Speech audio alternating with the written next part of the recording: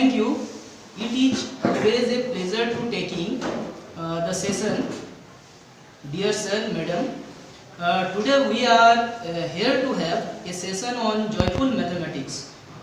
I am not going to talk much about way mathematics should joyful. We all understand that in all the school we have seen that as children grow up, move to higher classes, suddenly mathematics becomes a big barrier. It is a mental block. CBSE doing lot of activities brought about lots of effort be done to make sure that the mathematics becomes interesting at all levels.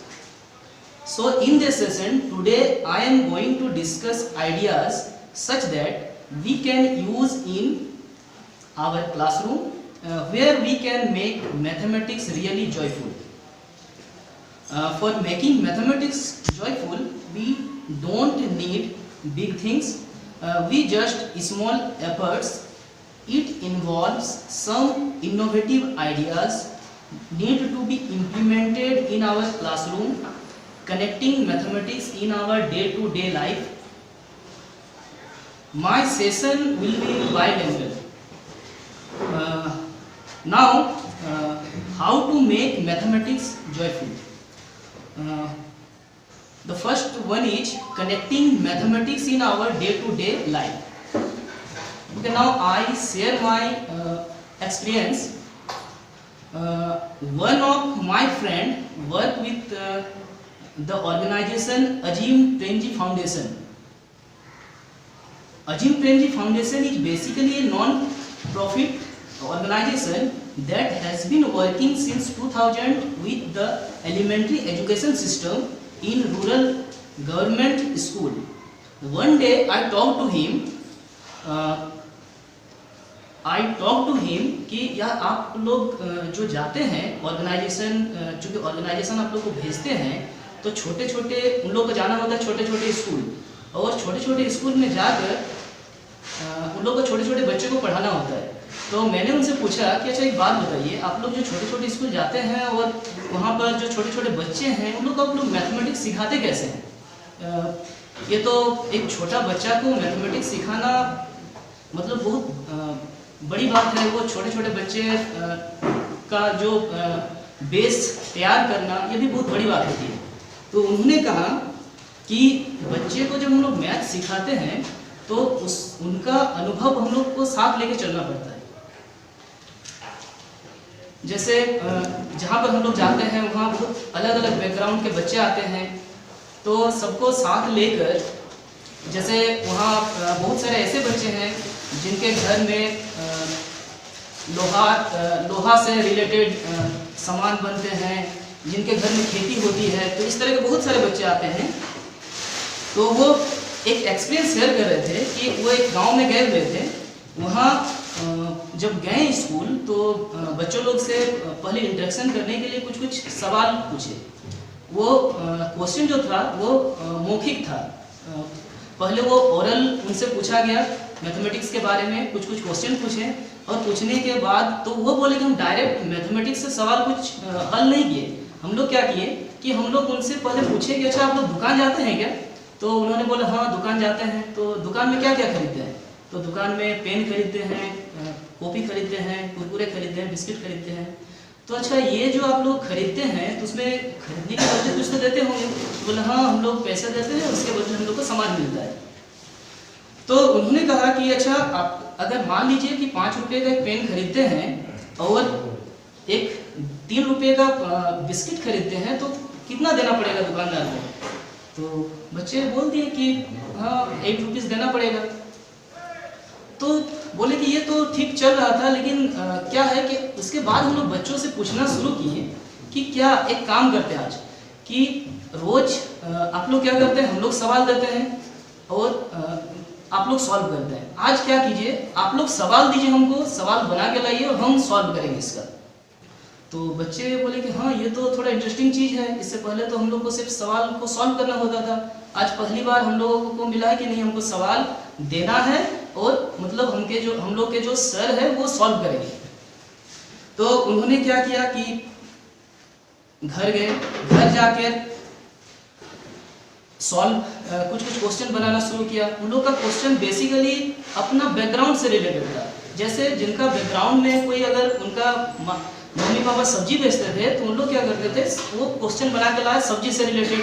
किन्हीं का घर में कोई shopkeeper है उनके पापा, तो वो उसी टाइप से सवाल बना के आ रहे थे। और उसके बाद क्या हुआ कि जब उनसे पूछा गया, जब वो सवाल बना के आए तो सबसे पहले क्या था कि उन लोग सिर्फ ये लिख के लाए थे कि अच्छा हम दुकान गए, दुकान में हम 5 रुपए का बिस्किट लिए, 5 रुपए का कुरकुरे लिए, बस वो उतना ही लिख के ला रहे थे। तो मतलब ये था कि वो लोग अच्छे से क्वेश्चन को उस टाइम फ्रेमिंग तो नहीं कर पा रहे थे, लेकिन वो थोड़ा थोड़ा समझ रहे थे कि हाँ क्या है कि हम लोग जो 5 रुपए का कुरकुरे लाते हैं, 5 रुपए के बिस्किट लाते हैं, तो जब वो लेकर आए उनके पास तो वो बोले कि अच्छा इसमें तो आप क्वेश्चन दिए ही नहीं हम लोग को, इसमें क्या लिखे हैं कि सिर्फ यहाँ पर लिखा हुआ है कि आप दुकान गए हैं, दुकान से आप बिस्किट लिए हैं और कुरकुरे लिए हैं। अब जब तक आप इसको क्वेश्चन दीजिएगा नहीं तो हम सॉल्व कैसे करेंगे। तो बच्चे को समझ में आ रहा था कि अच्छा इसमें हम लोग को कुछ और ऐड करना पड़ेगा, इसमें सिर्फ हम लोग इन्फॉर्मेशन दिए। तो इसके बाद फिर गए, तो फिर जाने के बाद क्या किए वो लोग, फिर बिस्किट, कुरकुरे, पेन से रिलेटेड क्वेश्चन लिखने लगे और बाद में वो क्वेश्चन लिखने लगे कि हमको कितना दुकानदार को देना पड़ेगा। तो इस तरह से हम लोग क्या वो लोग बच्चों का क्या होने लगा कि थोड़ा थोड़ा वो लोग एक तो अपना डेली लाइफ से उन लोग का रिलेट था, तो लोग मैथ्स को बहुत अच्छे से समझ भी रहे थे थोड़ा थोड़ा करके, और उन लोगों को क्या होने लगा था, मजा भी आने लगा था मैथ्स में कि नहीं अब हम लोग क्वेश्चन भी बना सकते हैं। तो क्या है कि जब भी हम लोग को मैथ्स बच्चे को सिखाना होता है, बेसिकली छोटे छोटे बच्चे को, तो हम लोग को ये भी करना चाहिए कि वो लोग अपने से क्वेश्चन भी बनाएं। इससे क्या होगा, उन लोग के अंदर भी एक उत्सुकता जो है वो मतलब जगी हुई रहती है, तो वो भी उन लोग के सामने आएगा, वो लोग भी जो क्वेश्चन बनाएंगे तो मैथ्स के प्रति थोड़ा रुझान होंगे। एक्चुअली आज हम लोग का टॉपिक भी है जॉयफुल मैथमेटिक्स, और हम लोग इस बात का डिस्कस भी यहाँ करने वाले हैं कि मैथमेटिक्स को हम लोग किस तरह से जॉयफुल बनाएं। और क्या है कि हम लोग गणित शिक्षण का उद्देश्य भी यही है कि बच्चों के जो थॉट को मैथमेटाइज करना है, मैथमेटाइज करना है या तार्किक क्षमता का विकास करना है। तो इस प्रक्रिया में बहुत सारे प्रोसेस इन्वॉल्व भी होते हैं। तो मैथमेटाइज करने के लिए कुछ प्रोसेस बहुत इंपॉर्टेंट है, जैसे रिप्रेजेंट करना। रिप्रेजेंट करना है क्या, तो अगर बच्चे खुद से अगर कुछ सीख रहे हैं, जैसे दुकान गए, कुछ सामान लिए, इससे क्या होगा उन लोग को थोड़ा सा रिप्रेजेंट करने का, उसके बाद विजुअलाइजेशन करने का उनके पास थोड़ा थोड़ा पावर डेवलप होने लगता है। इसके बाद वो क्या करते हैं, फिर जब वो आता है उसके पास विजुअलाइज कर पाते हैं, उसके बाद वो प्रॉब्लम को सॉल्व भी करना सीख जाते हैं। तो इस तरह से बच्चे कुछ न कुछ सीख रहे थे। फिर जब उनसे पूछा गया कि अच्छा बच्चे को सबसे ज़्यादा दिक्कत कहाँ हो सकती है, तो उन्होंने कहा कि बच्चे को सबसे ज़्यादा दिक्कत होता है वर्ड प्रॉब्लम में। वो लोग वर्ड प्रॉब्लम को पढ़ते तो हैं और पढ़ने के बाद उनको समझ में नहीं आता है कि करना क्या होता है। और बेसिकली हम लोग से भी कुछ गलती हो जाती है कि जब बच्चे को हम लोग पढ़ाते हैं तो कुछ की वर्ड में फोकस भी कर देते हैं। की वर्ड में फोकस का, जैसे अगर क्वेश्चन में लिखा हुआ है कि ऐड लिखा, मतलब टोटल लिखा हुआ है, टोटल लिखा हुआ है तो ऐड कर दीजिए। उसके बाद अगर कहीं पर हिंदी में अगर मतलब लिखा हुआ है कि घटा, इसमें कितना घटेगा, तो हम लोग सब्ट्रैक्ट कर देते हैं। तो इस तरह से कुछ हम लोग भी जो है बेसिक हम लोग भी गलती कर बैठते हैं, जबकि ऐसा नहीं होना चाहिए। हम लोग बच्चे को प्रॉपर सेंटेंस प्रॉपर बता करके जब हम लोग क्वेश्चन को पढ़ेंगे तो बच्चे भी जब पढ़ेंगे तो उनको भी समझ में आना चाहिए।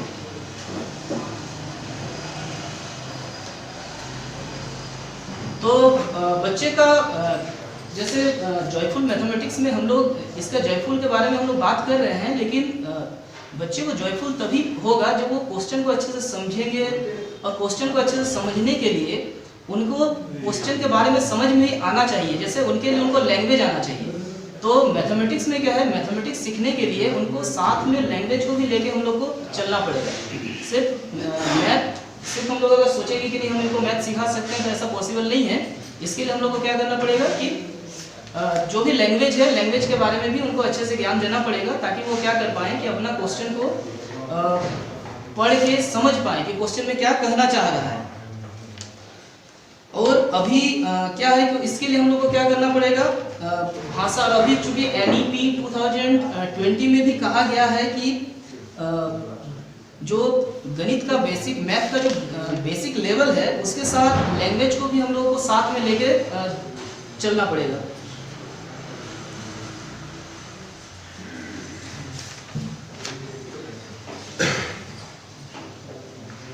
और क्या होगा कि हम लोग अगर बच्चे को कोई मैथ्स प्रॉब्लम सॉल्व कर रहे हैं तो हम लोग क्या करें कि उनसे रिलेटेड ही सवाल पहले पूछें, उनके आसपास का। जैसे अगर वो पूछे बच्चों से कि अच्छा आप लोग आज मार्केट गए थे तो सब्जी खरीदने किसके साथ जाते हैं, तो बोलेंगे मम्मी पापा के साथ जाते हैं।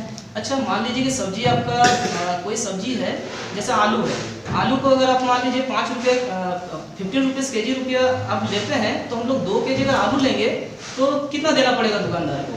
तो बच्चे जब रिलेट करना सीखेंगे अपने डेली लाइफ से, तब उनको थोड़ा समझ में आएगा और कहीं ना कहीं उन लोगों का जो बेसिक्स है वो भी धीरे धीरे डेवलप होते रहेगा।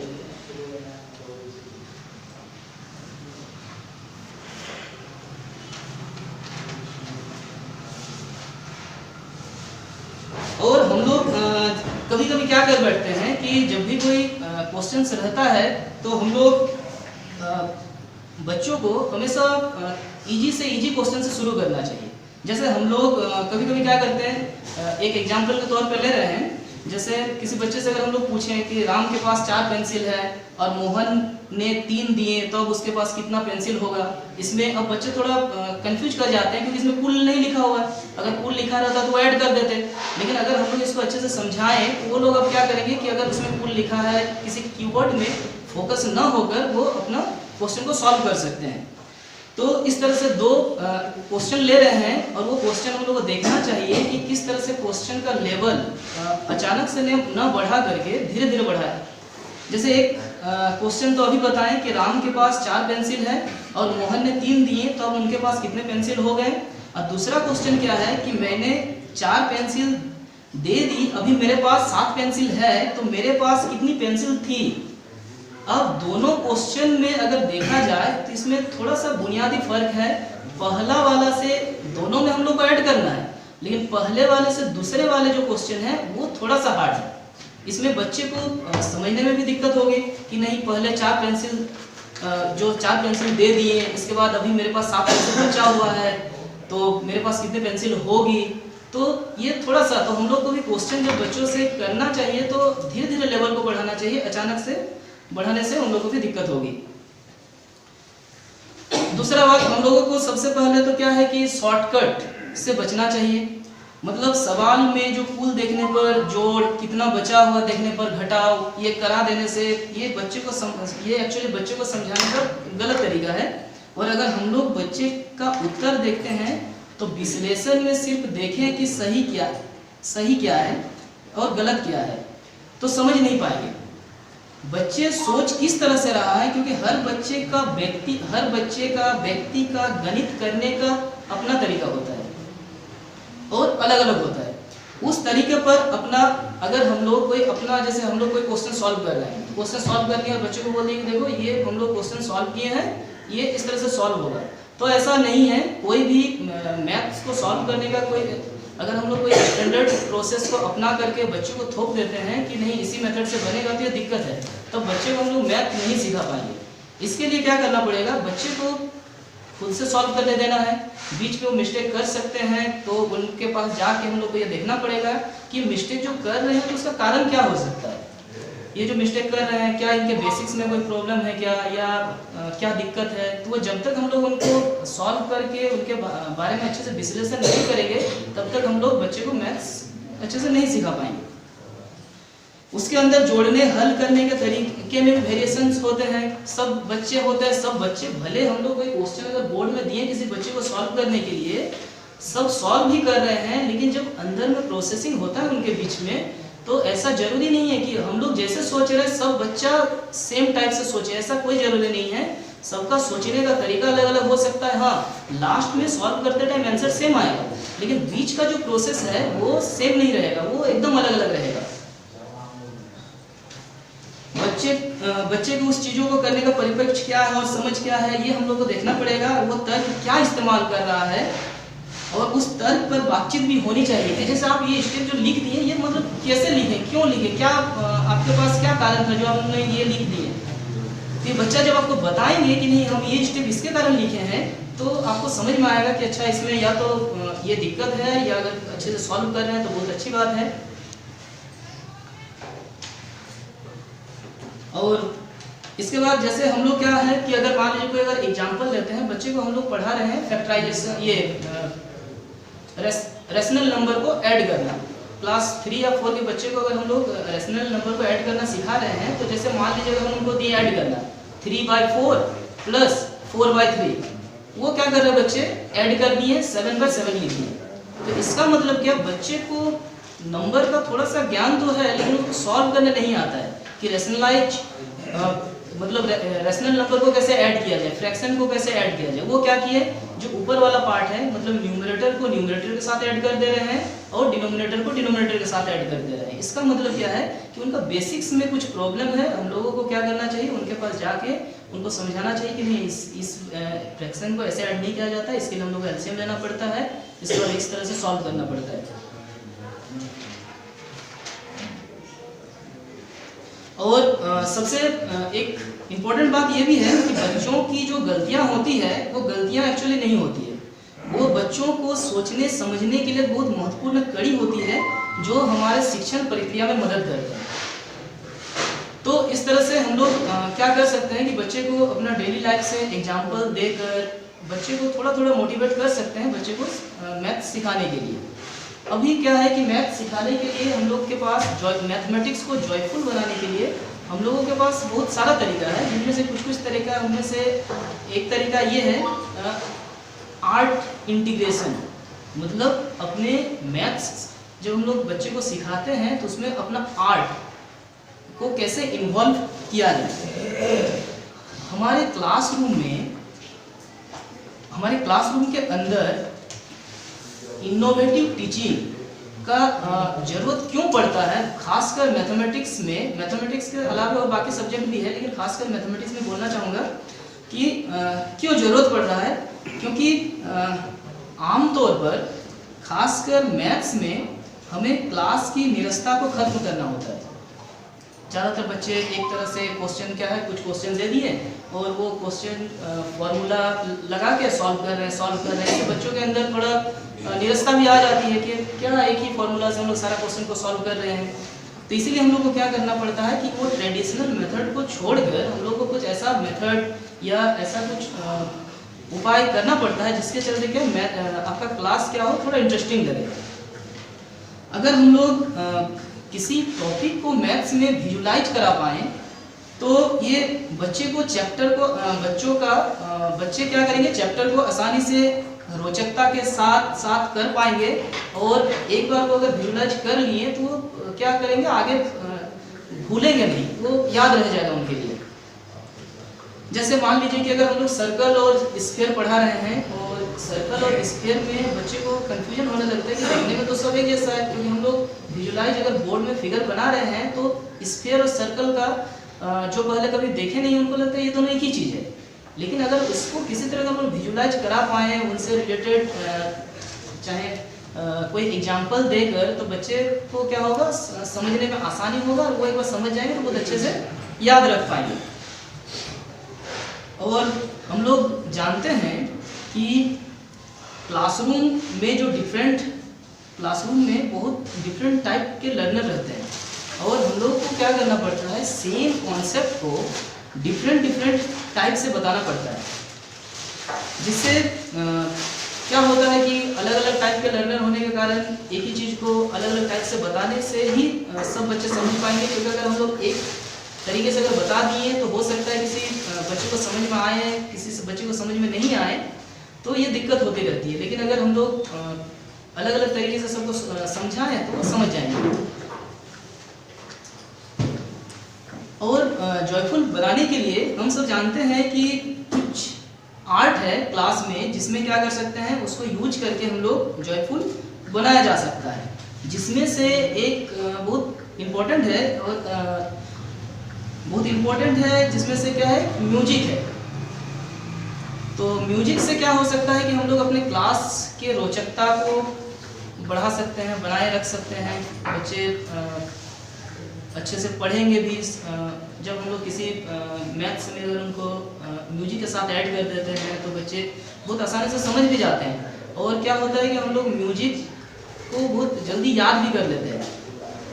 तो इसी से चूँकि मैथ का म्यूजिक में क्या रिलेशन है, इसके लिए एक छोटा सा बताना चाहता हूँ कि मैथमेटिक्स में एक फील्ड मेडल्स होता है। फील्ड मेडल्स बोला जाता है, जैसे बाकी सब्जेक्ट में नोबल्स बोला जाता है, तो मैथ्स के क्षेत्र में अगर जो मैथ में बहुत उत्कृष्ट प्रदर्शन करते हैं उनको फील्ड मेडल्स दिया जाता है, जो कि 4 साल में एक बार दिया जाता है। तो फील्ड मेडल्स जब 2014 में दिया गया तो उनमें दिया गया है एक इंडियन है, नाम है मंजुल भार्गव। मंजुल भार्गव वो department of mathematics eight Princeton university से हैं। जब उनका इंटरव्यू लिया गया तो उन्होंने कहा कि देखिए, मेरा जो मैथ है, हम मैथ को जो सीखे हैं उसका मेरा सबसे बेसिक कारण क्या है कि मुझे संस्कृत और संगीत में, म्यूजिक में वो मेरा मन लगता है।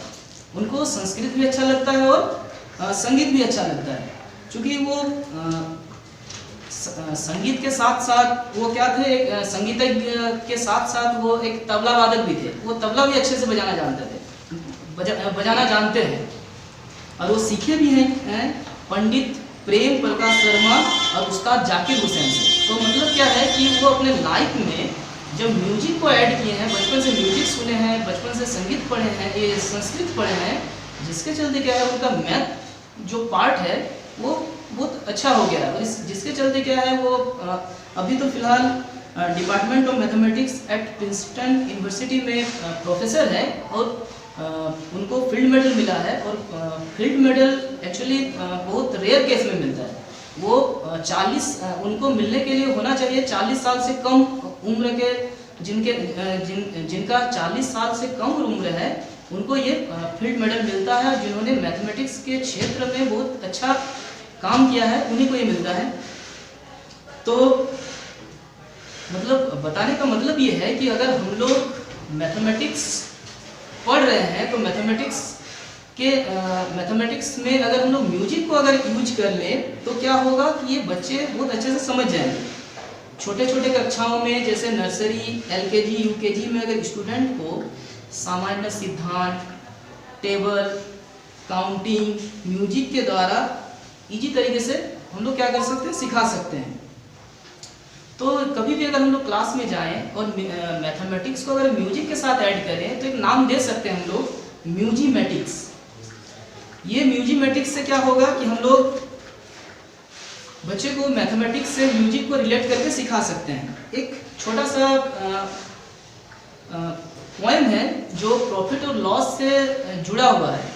ये अगर हम लोग बच्चे को इस तरह से अगर हम लोग प्रॉफिट लॉस या बाकी चैप्टर में भी म्यूजिक के साथ अगर रिलेट करके पढ़ाएं तो लोग टर्म को, जितने भी टर्म्स रहेंगे उनको भी याद रखेंगे और उनको म्यूजिक से क्या होगा, उनको उनका लर्न भी अच्छे से हो पाएगा और इंजॉय भी करेंगे। जैसे एक प्रॉफिट और लॉस सॉन्ग है। ये प्रॉफिट लॉस सॉन्ग में क्या है कि ऐसे मैं अच्छे से, मेरा क्या है कि मैं अच्छे से गाना गा नहीं पाता हूँ, लेकिन ये मैं सुना रहा हूँ। सारा जमाना है प्रॉफिट का दीवाना, अगर लॉस हो जाए तो तुम शोर ना मचाना। ये खेल है बस इतना कि SPCP क्या है, कौन बड़ा है कौन छोटा है, प्रॉफिट लॉस उस पे टिका है। तो इस तरह से जब हम लोग किसी मैथ को अगर म्यूजिक के साथ जोड़ दें, किसी पोएम के साथ जोड़ दें, तो पूरे पोएम को अगर वो याद रख लें तो पूरा प्रॉफिट और लॉस का जितना भी की पॉइंट्स है, जितने भी टर्म्स है, वो सारा उसमें हो जाएगा, सब आ जाएगा। तो वो लोग क्या करेंगे, अच्छे से याद भी कर लेंगे और सीख भी जाएंगे। तो एक हम लोग के पास क्या है, आर्ट इंटीग्रेशन, जिससे हम लोग क्या कर सकते हैं, अपने क्लासरूम में जब हम लोग मैथमेटिक्स पढ़ा रहे होते हैं तो उनको जॉयफुल बना सकते हैं। इसके बाद दूसरा है क्या, स्टोरी टेलिंग। बच्चे को जब हम लोग कहानी सुनाकर मैथ्स पढ़ाते हैं तो वो लोग इसमें और इन्जॉय करते हैं और मैथ्स को बहुत अच्छे से सीखते भी हैं। हम लोग किस तरह से मैथमेटिक्स को जॉयफुल बना सकते हैं, हमारे पास बहुत सारे तरीके हैं जिससे मैथमेटिक्स को जॉयफुल बनाया जा सकता है। उसमें से स्टोरी टेलिंग एक अच्छा ऑप्शन है। एक प्राइमरी क्लास में ये काफ़ी प्रभावी होगा। तो चलिए आज हम लोग जैसे हम लोग अगर कोई क्लास में गए और बच्चे को अगर हम लोग को फैक्टर्स के बारे में पढ़ाना है, फैक्टर्स के बारे में सिखाना है, तो छोटे छोटे बच्चे को डायरेक्ट अगर हम लोग फैक्टर्स के बारे में समझाएंगे तो हो सकता है उन लोग को समझ में नहीं आए। तो हम लोग कहानी के माध्यम से उन लोग को सिखा सकते हैं। जैसे अभी कभी हम लोग क्लासरूम में जाते हैं तो क्लासरूम में जाके बोल सकते हैं कि चलिए आज हम लोग एक कहानी सुनेंगे। कहानी सुनेंगे तो बच्चे इंटरेस्ट भी लेंगे कहानी का नाम सुनकर। तो कहानी हम लोग जैसे एक कहानी हम बता रहे हैं जिससे हम लोग बच्चे को फैक्टर्स कैसे सिखा सकते हैं, उसी से रिलेटेड है। तो कहानी का नाम है फैक्टर्स भीम। तो बच्चे को सुनाएंगे क्या कि ढोलकपुर गांव में टुनटुन आंटी की एक फेमस मिठाई की दुकान है। टुनटुन आंटी को सभी प्यार से टुनटुन मौसी भी कहते हैं। एक दिन भीम को अपने सब्जेक्ट में फुल मार्क्स मिल गया, तो उसने सोचा आज टुनटुन मौसी के दुकान में जाते हैं और अकेले मिठाई खाएंगे क्योंकि आज हमको सबसे ज़्यादा मार्क्स मिला है। तो वो टुनटुन मौसी के दुकान में जाते हैं और दुकान में जाके मौसी को बोलता है कि मौसी आज मेरा मेरा फुल मार्क्स आया है, तो आज मैं लड्डू खाऊंगा, मुझे 12 लड्डू दे दीजिए। तो मौसी बोले वेरी गुड, कॉन्ग्रेचुलेसन भीम, तुमको सबसे ज़्यादा मार्क्स मिला है, फुल मार्क्स मिला है। तो ये लो तुमने बोला था 12 लड्डू चाहिए, ये लो तुम्हारे 12 लड्डू। तो भीम सोचने लगा कि अच्छा अभी मेरे पास 12 लड्डू है तो अभी मैं अकेले खा जाऊंगा सारे लड्डू। जैसे वो खा रहे थे तभी उनका दोस्त है छुटकी, वो आ जाती है। अब क्या है, उनको बांटना पड़ेगा, 12 लड्डू को बराबर हिस्सों में बांटना पड़ेगा। तो वो क्या करता है कि अब 6 लड्डू दोनों मिलकर बांटने लगते हैं। तो अभी 12 को हम लोग 2 into 6 लिख सकते हैं। बच्चे को जब हम लोग ये कहानी सुनाएंगे तो बच्चे इंटरेस्टिंग के साथ सुनेंगे भी। इसके बाद जैसे वो लोग खाने वाले थे तब तक उनका एक दोस्त और है राजू, वो आ जाते हैं। राजू को अब देना पड़ेगा। तो अब हम लोग के पास 12 लड्डू था, अब 3 लोग हैं, एक छोटा भीम है, एक छुटकी है और एक राजू है। अब 3 लोग हैं, 3 को 4 लड्डू देना पड़ेगा। इसके बाद जैसे वो खा रहे हैं तब तक जग्गू आ गया।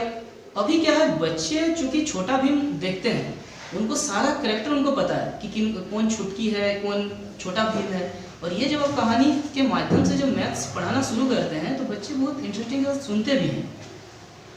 तो इसके बाद जग्गू आ जाते हैं। तो 12 अब लड्डू है, 12 लड्डू का आप लोग अब क्या कर सकते हैं, 4 into 3, 4 को 3 में बांट सकते हैं। अब धीरे धीरे क्या होता है कि बच्चों में जब छोटा भीम अकेले था तब वो पूरा 12 लड्डू खा सकता था। इसके बाद जब छुटकी आई तब उनके पास क्या हो गया, 2 into 6 हो गया।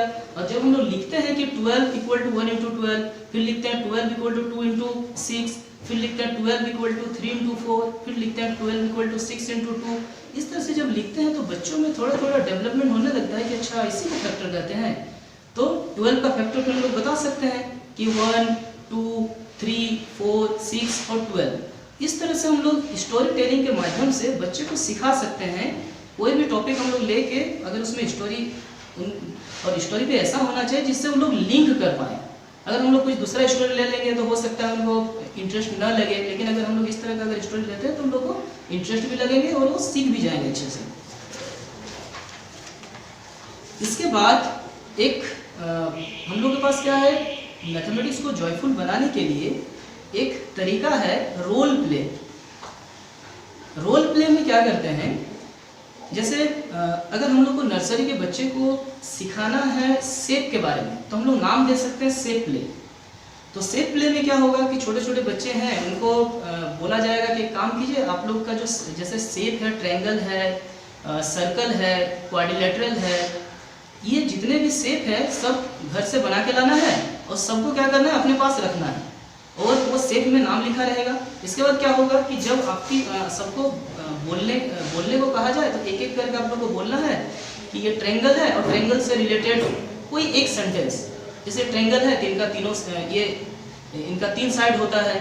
तो इस तरह से क्या होता है कि बच्चों में जब इस तरह का रोल प्ले करके या बच्चे जब रहेंगे साथ में तो बोलेंगे अरे मैं तो ट्रायंगल हूँ, तो कोई दूसरा जो और बच्चे रहेंगे वो बोलेंगे मैं तो सर्कल हूँ, कोई बोलेंगे मैं तो क्वाड्रिलेटरल हूँ। इस तरह से वो क्या होगा उनके बीच में, मतलब वो क्या करेंगे इस तरह से, एक तो शेप से रिलेटेड अच्छे से समझ में आ जाएगा, दूसरा उनको याद भी हो जाएगा कि अच्छा ट्रायंगल, वो ट्रायंगल बना था, ट्रायंगल ऐसे होता है।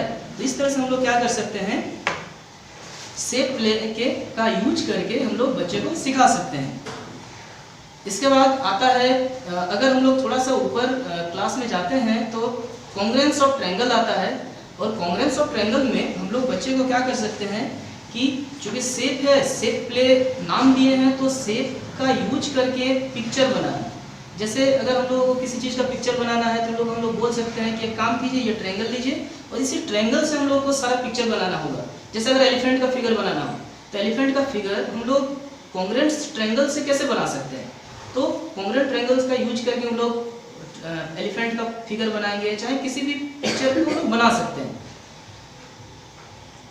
इसके बाद अगर रेशियो प्रोपोर्शन का अगर हम लोग को बच्चों को भी सिखाना है तो शेप प्ले का कैसे यूज करेंगे, तो कोई भी शेप रहेगा, अब उस शेप को हम लोग इक्वल पार्ट्स में डिवाइड करके और पूछ सकते हैं किसी शेप में कलर करके कि बताइए ये कितना पार्ट कलरिंग हुआ है, कितना पार्ट कलरिंग नहीं हुआ है।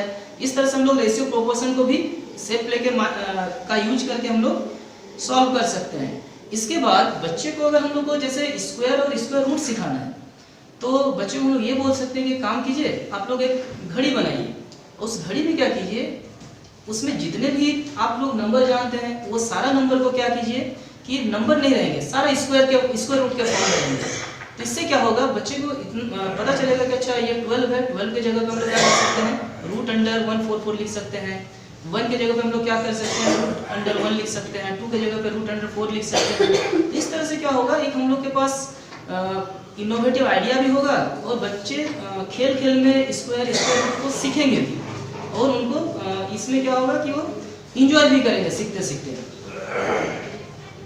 इसके बाद शेप का यूज करके जैसे क्या होता है ना, क्लास 9 और 10 के स्टूडेंट को कांस्टेंट और वेरिएबल में कंफ्यूजन रहता है कि किसको कांस्टेंट कहेंगे किसको वेरिएबल कहेंगे।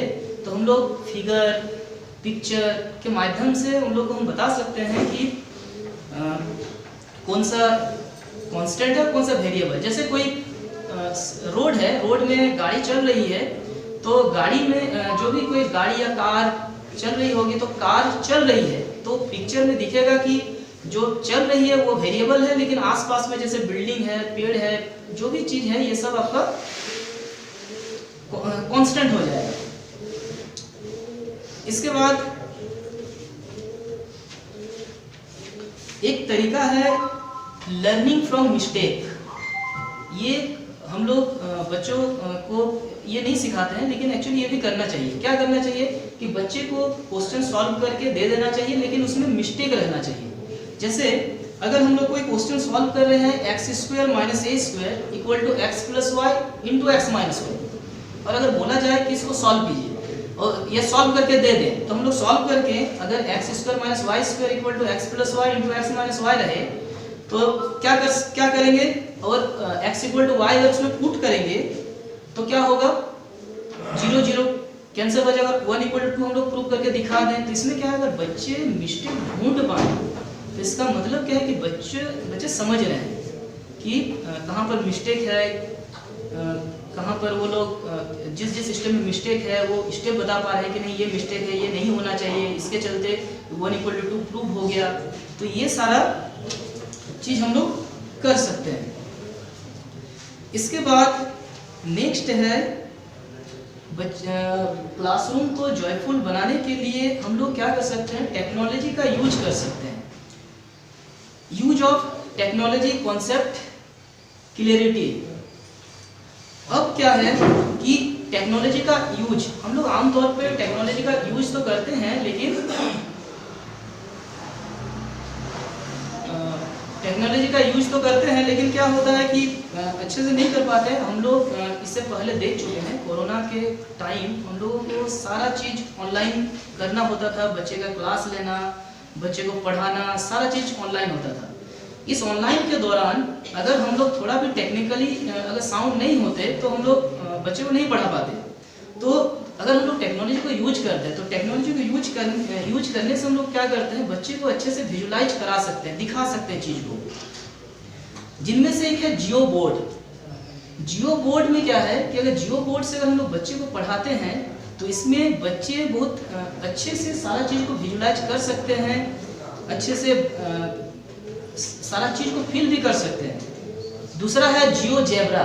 ये जियो जेब्रा मतलब बहुत अच्छा एप्लीकेशन है। इससे क्या कर सकते हैं, जैसे अगर हम लोग को बच्चे को सर्कल, शेप्स, वॉल्यूम्स के बारे में अगर हम लोग को पढ़ाना है तो जियो जेब्रा हम लोग के लिए बहुत मदद करने वाला साबित होगा, क्योंकि जियो जेब्रा में आपका सारा चीज दिया हुआ है। जैसे अगर हम लोग क्या करते हैं कि अगर हम लोग को वॉल्यूम और सरफेस पढ़ाना होता है तो देखते हैं कि बच्चे को वॉल्यूम और सरफेस में दिक्कत होने लगती है। दिक्कत क्या होती है कि अगर हम लोग कोई सिलेंडर है और सिलेंडर में अगर कोई कोन को अगर सरमाउंटेड कर देते हैं तो बच्चे समझ नहीं पाते हैं कि क्या मतलब इसके अंदर ये है, तो किस तरह से सॉल्व करें। मतलब अच्छे से जब कभी हम लोग क्या करते हैं कि जब टोटल सरफेस एरिया निकालने बोलते हैं बच्चे को सिलेंडर का, और अगर उसमें हेमी स्फीयर अगर रहे तो उसमें बच्चे को दिक्कत होने लगती है। दिक्कत इसलिए होने लगती है क्योंकि टोटल सरफेस एरिया, जो कर्व सरफेस एरिया और बेस एरिया मिला के हम लोग जब बनाते हैं, लेकिन उसमें बच्चे समझ नहीं पाते कि कब हम लोग को लेना होता है, कब सरफेस एरिया बेस एरिया को ऐड करना होता है, कब हम लोग को बेस एरिया को सब्ट्रैक्ट करना होता है। तो इसमें बच्चे को थोड़ी दिक्कत होने लगती है। लेकिन अगर हम लोग टेक्नोलॉजी का यूज करके अगर उनको जियो जेब्रा, जियो बोर्ड में अगर अच्छे से समझाएं, अच्छे से दिखाएं तो विजुलाइज कर पाएंगे कि अच्छा क्यों हम लोग जो कभी बेस को माइनस करते हैं, कभी बेस को ऐड करते हैं, तो क्या कारण है, तो अच्छे से समझ भी जाएंगे। तो इसमें टेक्नोलॉजी का हम लोग यूज करके अपना क्लासरूम को बहुत अच्छे से जॉयफुल बना सकते हैं। और खासकर मैथमेटिक्स में हम लोगों को टेक्नोलॉजी को यूज करना बहुत ज़रूरी भी हो जाता है। इसके बाद इनोवेटिंग टीचिंग। इनोवेटिंग टीचिंग में क्या है, जैसे इनोवेटिंग टीचिंग के लिए हम लोग डाइस का यूज कर सकते हैं। जैसे अगर छोटे बच्चे को अगर हम लोग को सिखाना है ऐड, तो क्या होगा कि अगर हम लोग बोर्ड में ऐड दें तो वो थोड़ा मतलब बोरिंग होने लगता है वो लोग। लेकिन अगर उनको हम लोग थोड़ा इनोवेटिव करके अगर सिखाएं, जैसे क्या करें, हम लोग डाइस लेके गए, 2 डाइस को थ्रो कर रहे हैं और 2 डाइस को थ्रो करके जो आउटकम्स आ रहे हैं, जो नंबर आ रहे हैं, और बच्चे को बोलेंगे अच्छा एक काम कीजिए, अभी हम डाइस को थ्रो करने वाले हैं, जो नंबर आने वाले हैं उस दोनों को ऐड करके आपको बताना है। तो इसमें बच्चे क्या करेंगे, बहुत रोचकता के साथ सुनेंगे भी, देखेंगे भी और अपने आप से सॉल्व करने का कोशिश भी करेंगे। ठीक है, तो ये सब हम लोगों के लिए इनोवेटिव टीचिंग के लिए सब बहुत जरूरी है। और